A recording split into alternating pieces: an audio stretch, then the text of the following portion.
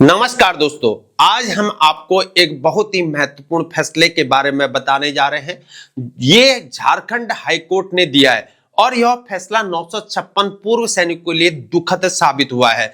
और झारखंड हाईकोर्ट ने एक ऐतिहासिक फैसला देते हुए यह कहा है कि विशेष सहायक पुलिस बल यानी कि SAP स्कीम के तहत नियुक्त 956 पूर्व सैनिकों को सरकार द्वारा निर्धारित समय से अधिक सेवा में नहीं रखा जा सकता है।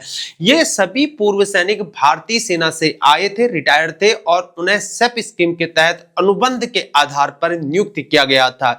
SAP की जो स्थापना जून 2008 में की गई थी और इसका मुख्य उद्देश्य था कानून व्यवस्था को बनाए रखना था। इन 956 पूर्व सैनिकों ने यह कहा कि SAP स्कीम में कोई रिटायरमेंट की उम्र तय नहीं की गई थी, इसलिए वे सरकारी कर्मचारियों की तरह 60 या 62 साल की उम्र तक काम को करना चाहते थे। और उन्होंने यह भी कहा कि 7 साल की अवधि तय करना गलत है। साथ ही उन्होंने शिकायत ये की थी कि कुछ SAP कर्मचारियों को 13 से लेकर 15 साल तक सेवा में रखा गया, जबकि दूसरों को 7 साल के बाद निकाल दिया गया और यह भेदभाव था।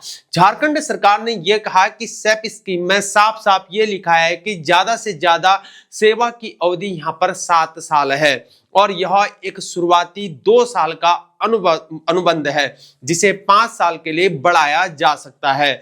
सरकार ने यह भी कहा कि अगर कुछ लोगों को गलती से यहां पर 7 साल से अधिक समय के लिए रखा गया था तो यह गलत था और उसी गलती को दोहराया नहीं जा सकता।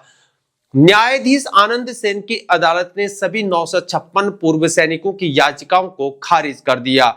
कोर्ट ने यह कहा कि पहली बात, SAP स्कीम में सेवा की अवधि यहां पर 7 साल पर तय है और इसे नहीं बदला जा सकता है। अगर कुछ लोगों को यहां पर गलती से अधिक समय दिया गया था तो वह भी गलत था। वह दूसरी बात, कोर्ट ने यह कहा कि वरिष्ठ पुलिस अधिकारियों की 2016 की सिफारिशें केवल सिफारिशें थी, उनके पास कानून की शक्ति नहीं थी। सरकारी निर्णय ही यहां पर मान्य होता है। और तीसरी और सबसे महत्वपूर्ण बात यह है कि कोर्ट ने यह कहा कि गलतियां में समानता नहीं हो सकती हैं। इसका मतलब है कि अगर कुछ को गलती से कुछ की सुविधा दी गई थी तो दूसरों को भी वही गलती दोहराकर समान सुविधा नहीं दी जा सकती है। कोर्ट ने भारतीय संविधान के अनुच्छेद 14 का संदर्भ दिया जो समानता का अधिकार को देता है, लेकिन कोर्ट ने यह भी कहा कि यह समानता गलत कामों में लागू नहीं होता है। अगर कुछ गलत तरीके से यहां पर किया गया है तो उसे सभी को देने की बाध्यता नहीं है। मेरे दोस्तों, इस फैसले का सीधा अर्थ यह है कि 956 पूर्व सैनिकों की याचिकाएं पूरी तरह से खारिज कर दी गई हैं। उन्हें अब 7 साल की निर्धारित अवधि के बाद सेवा जारी रखने का कोई भी कानूनी अधिकार नहीं है।